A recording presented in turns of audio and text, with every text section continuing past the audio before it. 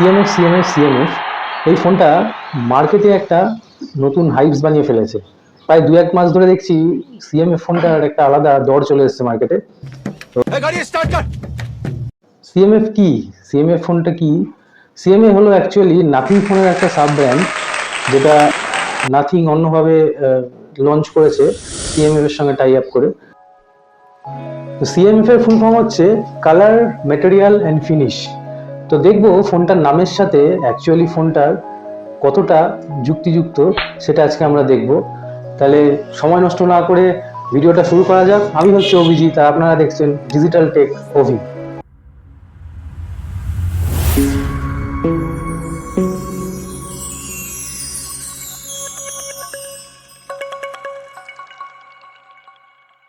তাহলে let's start.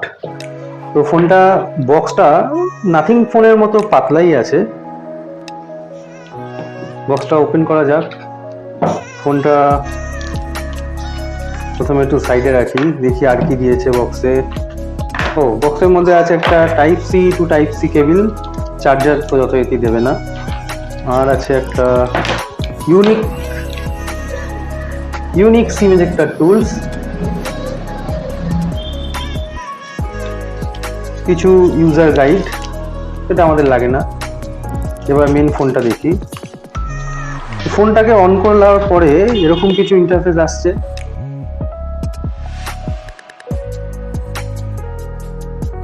আরে এটা কেমন ডিজাইন! ব্যাক সাইডটা প্লাস্টিকেরই দিয়েছে, সাইড প্যানেলটা মনে হচ্ছে না, সাইড প্যানেলটাও প্লাস্টিক, চারিপাশে স্ক্রু দিয়ে আটকানো। আবার এটা কি?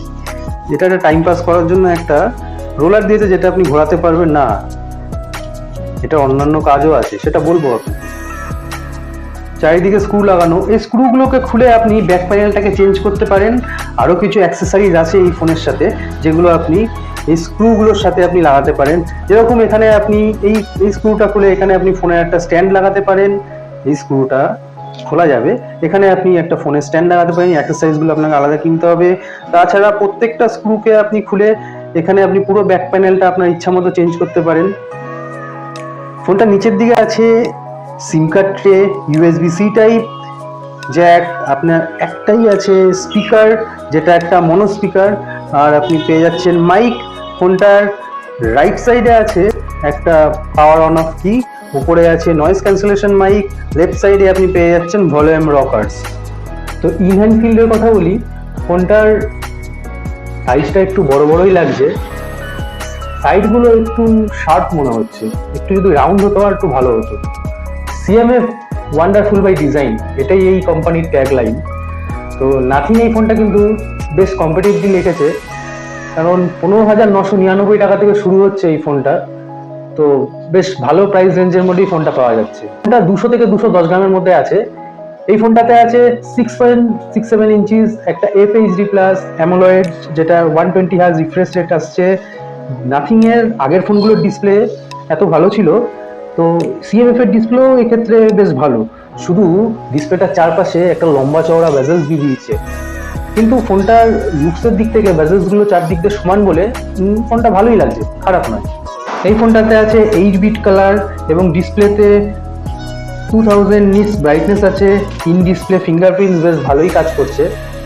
5000 mAh এর ব্যাটারি আছে, 32 ওয়াটের ফাস্ট চার্জিং সাপোর্ট আছে, কিন্তু বক্সে কোনো চার্জার পাওয়া যাচ্ছে না। এই প্রাইস রেঞ্জে, একটা মিড প্রাইস রেঞ্জের ফোনে যদি চার্জার অ্যাডাপ্টারটা দিত সিএমএফ, কিন্তু এই ফোনের ক্ষেত্রে কিন্তু এটা খুব বড় একটা ভুল করে ফেলেছে। তো ওভারঅল এই চার্জারটা যদি আপনি বাইরে থেকে কিনতে যান 750 টাকার আশেপাশে আপনার দাম পড়বে। আচ্ছা, IP52 রেটিং আছে, মানে স্ম্যাশ প্রুফ। এবার স্পিকারের কথায় আসি। স্পিকার এখানে সিঙ্গেল স্পিকার দিয়েছে, যেটা মনো স্পিকার। তো আপনারা সাউন্ডটা শুনে দেখুন, স্পিকারের সাউন্ডটা কেমন লাগে।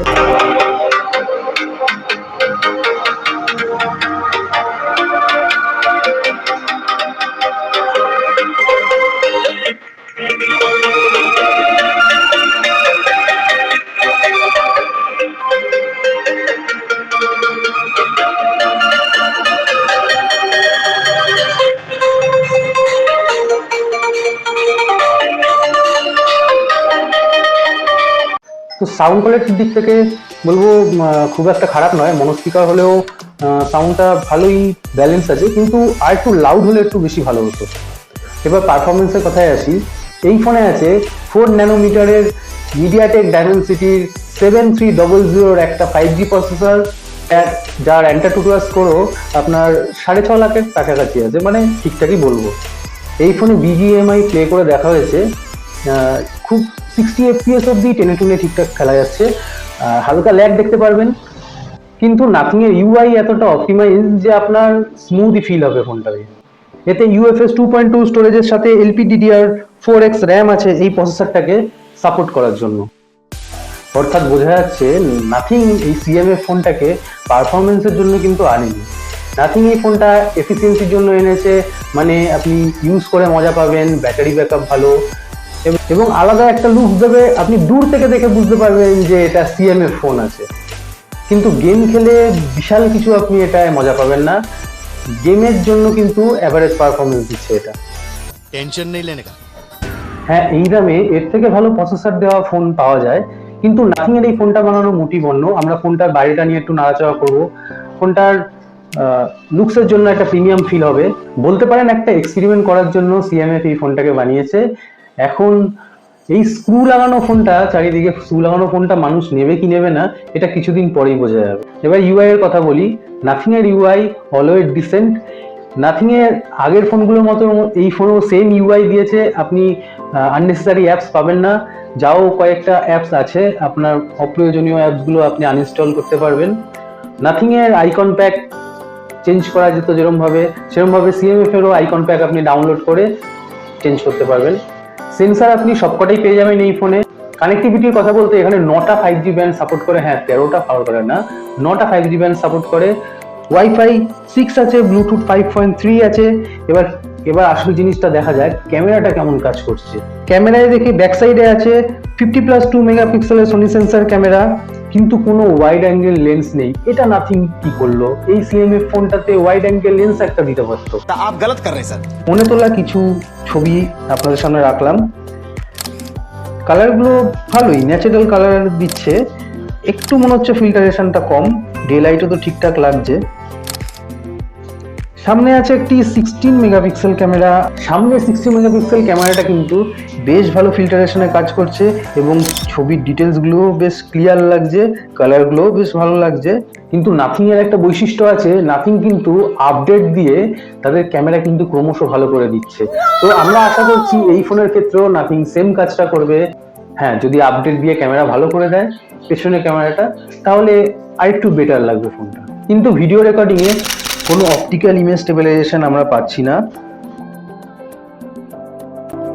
তবে আপনি 4K তে ভিডিও রেকর্ডিং করতে পারবেন, কিন্তু ইমেজ স্টেবিলাইজেশন না থাকলেও ভিডিও কোয়ালিটি কিন্তু এখানে ভালোই মনে হচ্ছে।